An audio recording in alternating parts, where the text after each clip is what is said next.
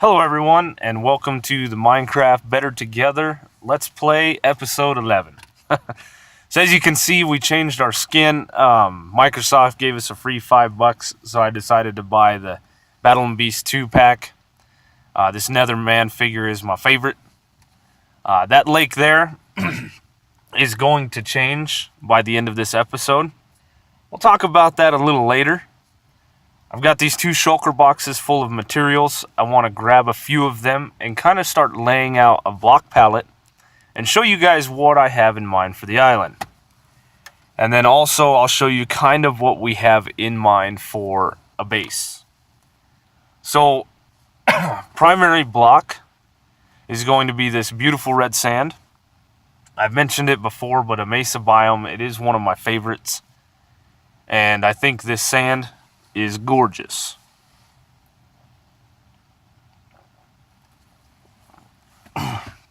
Excuse me. Let's see. Clear out some things. I've got a few other blocks here that I want to lay, kind of intermingle. One of which is soul sand.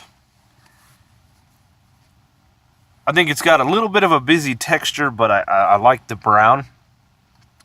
And we are going to use this path block here. It's got a nice little brown tint to it when it's a single block like it is there. More or less, this is going to be kind of a burned out, dead biome. I'm going to add in a favorite of mine, coarse dirt. And I think that looks cool. Kind of like a wasteland. So this biome, or this idea, was inspired by this block here, the grass block and the red sand from Biomes of Plenty mod that I've watched. Now the path block, you can keep them apart like I did there. And if you get them close together there, they start to turn yellow. But if it's single blocks, it keeps that darker brown tint. Oh, look at that. I didn't know that that was a thing. Oh, interesting. Anyway, if you keep them further apart, they're more brown than they are yellow. Still got a little bit of a yellow hue to it, but that's okay. So, a buddy of mine was on here with me. We were messing around, and he said that, oh, you're kind of building your own biome, and that's essentially what I'm talking about. So we might sprinkle in that black concrete powder as we get closer to our base. We're definitely going to add some of these magma blocks with torches for lighting. If that's still a thing. They're more going to be around this lava pool than anywhere else. But I do want to sprinkle them throughout the base. And then we're going to add some netherrack with some... Oh, let me get it. Let's pop down our ender chest here. Very nicely organized. And not the sand. We're going to add some fire throughout the base. So it's going to be kind of awkward and dangerous to walk through the base. But that's okay. Now, this lake here, I want to drain this thing. I want to replace all the blocks, and I want to turn this into a giant lava pool. And then we'll have these magma blocks kind of going around in patches, and I think it's going to be really cool. Now, for the structure itself, I've got a few blocks here. Just a few. Let's put some more red sand down. Let's see. I want that block, this one, and this one. So for the primary, or our main background block, we're going to use, not this one, we're going to use red nether brick. I love it. It's beautiful. Then our main trim, of course, is going to be nether brick. We may sprinkle in some of this nether wart block. I don't know yet. It is expensive. And then we'll have kind of the concrete powder leading up to the structure and blending in. And it might work with the structure. If not, we'll use just the regular black concrete. We'll take these blocks out. I'll show you what that looks like. Beautiful. There's the concrete powder kind of goes with the nether wart block, but just the dull color looks a lot better, I think. But who knows? I don't even know what I want to build yet for a structure. This is just a block pallet. And then a little later on in the episode, I've got a kind of like a lore that I'll talk about. That'll be about the 25-minute marker, 20-something minute marker. Anyway, so I'm going to gather up a few things. We are going to head out into an ocean monument. I'm going to get some sponges so we can drain this lake. And then I've got to brew up some potions, get a few things, sleep. As it's always freaking nighttime on this island, it seems like. And then we'll do a quick run through of an ocean monument. Alrighty guys, we got potions brewed, we got all the stuff that we need. So I've got water breathing and night vision potions, a few golden apples as always, slime blocks, and a bucket of milk. So we'll pop these 2 potions now, as the ocean monument isn't too far away from us. I'm bringing the slime blocks, if you guys don't know. Even with the mining fatigue, you can still mine those slime blocks by hand quickly. So they're good to have on you if you can. That's all I've got. And once you get the mining fatigue, you can break this line of sight from the Guardians so you don't get zapped with their lasers. Yeah, the monument is right there. I don't think you guys can see it. There it is. Let's land on this little island over here and make sure that we are good to go before we head in. I brought the milk for an after effect. Where is it? We're going to do something that I haven't done before. You know, we're going to be smart, and we're going to take off the elytra and get our chest plate on. Anyway, after I kill all 3 Elder Guardians, we'll pop the milk, and then hopefully we'll have some potions that we can re-drink. This way we're not affected by the mining fatigue for too long. So let's hop on in here. Oh, check it out. So that's what the potion effect looks like. That's really cool. So the first guy should be in here somewhere. Normally he's in here.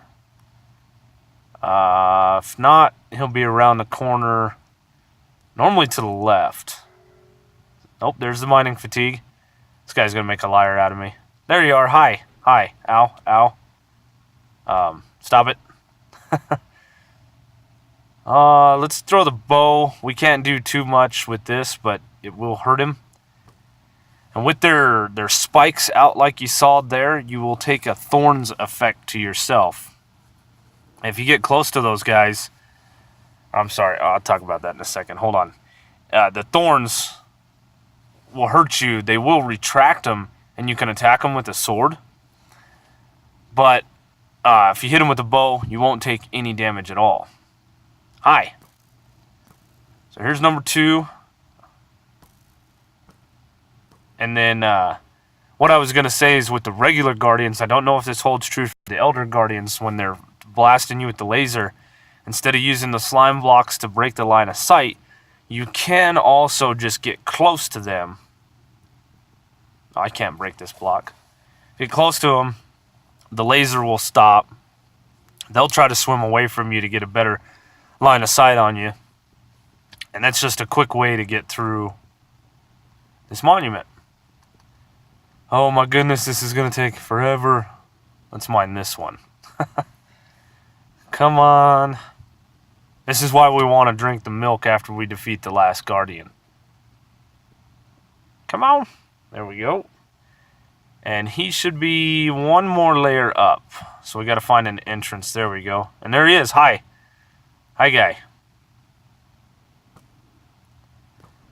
Come on. Come on. Yeah. So killing these guys, that's a guaranteed sponge per. So at least 3 sponges.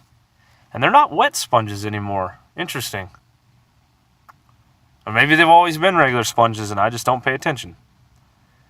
So drink that. That gets rid of all of our potion effects. Repop the water breathing.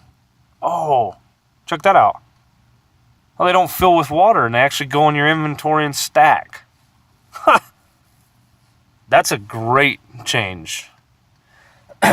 So that wing and the wing onto my right. Here's the entrance if you normally came in. So this wing here, the top here, and this wing right here is normally where you'll find the 3 Guardians if you guys want to jump in real quick like I did and just take them out. Now we're going to look for a sponge room, which we'll dig through here. Normally there we go. A double dark prismarine like that is normally a good indication that you're going to pop into a sponge room. So you are going to have to do a little bit of digging.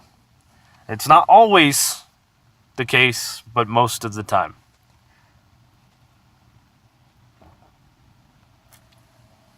Sorry about that. Quick little drink this early in the morning. I've done quite a bit with Ocean Monuments since they were added to console editions. I've drained one out. I've lived in one. I never showed that on camera. That was before I was doing YouTube. But once you have done a few of these Ocean Monuments, they get relatively repetitive and easy to navigate. So that's why I was able to kind of run through here. As you guys saw, I knew my way around. I've never been in this particular Ocean Monument, but the layouts are pretty much the same for all of them. So see, the slime blocks are real easy. I should have showed you guys that you can mine them just the same with mining fatigue. And then that's nothing. We'll go this way. Hey, look at there. That is some lucky stuff, man. I've been in a few. I think I raided 8 Ocean Monuments in my last world with the castle. I want to say half of them did not have sponges. One Ocean Monument had like 4 sponge rooms, and a couple of them had 1 each. So we're getting pretty lucky.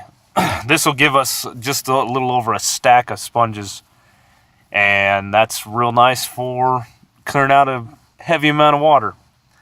We are going to section off that pond. That's always a smart idea. I think it was Doc M and his crew before he was in the Hermitcraft server that show you like a real... Oh, what is that? Huh. Every Ocean Monument I've ever been in, I've never seen a pillar like that. Anyway, Doc M and those guys showed you how to clear out an Ocean Monument, kind of drain it with sponges. See? That didn't lead into a sponge room. And, you know, it's like you build a block, you section it off in a 5-wide gap, then you place a block right in the middle, then a sponge, then it's like 3 blocks, and then a sponge, and so on and so forth. And that's still proven to be kind of the best method I've found for draining large bodies of water. So we're just going to take a peek through the rest of this monument and see if we find any more sponges. I doubt. Well, maybe. Nope, that's the outside. Hello. We'll see. Well, we might return to this monument and maybe we'll farm it. I don't know. I don't really have plans on using Prismarine or sea lanterns. We're going to grab a few while we're here. Aha! This thing holds 8 gold blocks. Y'all probably already know that. Quick little find. And then let's run. We're on this side. I don't think there was any... Yeah, this was nothing. This leads us back to nothing. Doesn't lead us back anywhere. Just leads us into another little room. And there's that freaking pillar. That thing is crazy. Huh. You know, most of these rooms like this one, and then going through here, I've seen all this before. This is typical Ocean Monument. That one little pillar, never seen it. This should lead into, yes, where we dropped in originally. I think we found all that can be found. I really want to drain the interior of this and see if they fixed in this version of the game. No mobs are supposed to spawn in the bounding box of an Ocean Monument other than Guardians and bats, because they're annoying and they spawn everywhere. You see how I get close to these guys, they stop the laser beam, they kind of swim away. I was talking about that earlier. This thing's cool. I want to mine it. Anyway, nothing's supposed to spawn, and every time I've played on the console edition, originally in the Xbox 360, that was a thing, that no mobs were spawning. You don't have to light this thing up after you drain it and all that jazz. When I transferred that world over to Xbox One and started playing, mobs were spawning. So I wonder if that's a fixed thing. Anyway, we're done. We're gonna pack up our stuff, probably get our elytra back on and fly over to the base. But of course it's nighttime, so I need to sleep. We got 68 sponges, so that's awesome. That's perfect. So let me get back to the base and get some things going, and I'll be right back. All right. So we sectioned this off. We started draining it, and I was like, "Hello, idiot! Press record." This section's gonna be fine. The middle section might be fine, but I think I'm gonna have to divide the end section again. So this is what I was talking about. 3 blocks, 1, 2, 3, sponge. I need more sponge, there we go. And we'll need to fall in the water. Excuse me, because that always makes things easy. And there we go, there's one layer. This is just a simple source. There we go. So now you come down about wherever the water was drained. You know, your next level, you'd come right level with the water. And we're going to go kind of one underneath. That's fine too. And then we'll start placing some blocks. This is kind of a pain because we're working in a pond and not a nice square box like ocean monuments are. So I've drained 2 monuments in my time playing Minecraft. I don't feel like draining anymore, but I would really like to see if mobs spawn in there, if that's something that they actually fixed for this version of the game. So we're almost done draining this, and then what we're gonna do, like I said, we're gonna place lava in this entire thing, okay? Probably not source blocks throughout, but we're gonna make it look like it. So what I want to do is I want to change all this sand and the gravel that's down here and the stone that you can see right there. I want to change that all out for a block that we don't use. So I'm thinking polished granite or polished diorite, something like that we never use ever. But I always collect because I'm a pack rat. And we'll swap all these blocks out for that. It's going to look god-awful, but we're going to cover it in lava, so we'll never see it anyway. But if we're ever digging around at this height, for whatever reason, we're adding something to our base or whatever, we'll see the polished granite and we'll know, hey, we should stop digging here because obviously there's lava. Come back to me. These are very expensive blocks here. We don't want to lose any of these sponges. So that's just the plan there. It should go pretty good, and then we'll have to get a bunch of buckets and some shulker boxes and all that and make a few trips to the nether as well. So clearing these out is always kind of a pain, but I just want to get these guys back and then clear out the nether brick,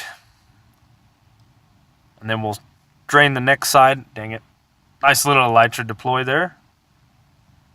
You are... I think there's one more. Yes. Come to me. There we go. Got 1, 2 down here. We got 5 minutes to get it back. Alright. So to... excuse me. When the sponges, if you guys don't know when they're wet sponges, to just simply... to dry them out, you place them in a furnace. We only got 17, and you just smelt them up. It's no big deal. So this will dry them out. You can recollect them and then reuse them. It's a pretty nice block. Oh, see, like so. Alrighty, well, I've got a lot of pond draining to do, so I'm gonna get to it. Alright. Well, that took a little bit of time. We have added all the polished granite. It looks hideous, but beautiful at the same time. And we've done some work around it. I had a buddy on here helping me out. Now what I want to do is I want to fill this entire top layer with dirt. And I'm going to go all the way across to the other end and fill this thing in with just a whole ton of dirt. Dirt, dirt, dirt, dirt, dirt. Oh, dirt, dirt, dirt, dirt, dirt, dirt, dirt, dirt, dirt, dirt, dirt, dirt, cow. All right. So the reason we did this is we're going to make it very easy on ourselves to add in what's going to look like a solid sourced lava lake. So to do so, we use dirt because it's easy to break with our hands. And then right here, we'll place a lava bucket. And then we'll dig this out. Lava, lava, lava, lava. And I don't care about the dirt. We have, a decent amount of it, especially after digging up some of this sand and replacing it with red sand and so on and so forth. So, yeah, my buddy was on here. We were unsuccessfully trying to break bedrock or see if we can. And then we decided, I showed him what was going on here, and he said he'd give me a hand. He started digging out around the pond here, placing red sand, and helped me a little bit placing some polished granite. Now it's just us. We're gonna goof off and get the rest of this done. I've got enough buckets to fill my inventory. I'm going to need to quadruple that and get myself about 3 shulker boxes and head back and forth to the nether. It'll lessen my trips if I'm bringing a double chest or 2 double chests worth of lava back with me every trip. So this is going to be my life for the foreseeable future. And I didn't go with solid sources all the way from the bottom to the top because that would take so much time. And I want to get this episode done at some point. Yeah. So we've got some more buckets to make, shulker boxes to grab, and lava to place. So I think this is going to look awesome, guys. I really don't like this texture, though, of the lava. All right. Alrighty, guys. So it's done. It's beautiful. Look at it. It's gorgeous. Absolutely love it. This is coming along. I think it looks really good with the red sand and the lava and the death and the destruction. So we did a map here. We did it up real good. Oops. So we're slowly branching out away from the pond, and we'll continue to make a circle around it all the way across our base. But I want to talk lore, because I forgot about that when I was doing the block palette. I also want to show you this little trick, or not a trick, but this little thing right here that I also forgot that I want to use throughout my base. So this will be added in periodically, adding a cool little element, I think, to the base. So we place lava like so. We can use that as a light, but what I'm really interested in is that particle effect right there. So we should see it again coming through the block like that. That is awesome. So anyway, lore time. Lore. So we're interdimensional explorers, right? We've been to the end. We've been to the nether. Got ourselves a dragon egg here. The Enders, very peaceful people until you look at them, and then they'll attack you. Nether, completely hostile. But we went to the end. These people are ravaged by an evil overlord, the Ender Dragon. We go in and we killed it like heroes of the past have. The only problem is the damn thing keeps respawning. So when it dies, it leaves behind this egg. Every time somebody leaves, that egg rehatches, the Ender Dragon's reborn. So we decided to take it out of the end and place it in the overworld, as the legend states that the dragon will not spawn. But we did not know the adverse effects it would have. It burned the sand, it torched the grass, it turned everything to a wasteland. It's corrupted our buildings, and that's pretty much the lore, kind of the basics of what I'm going with.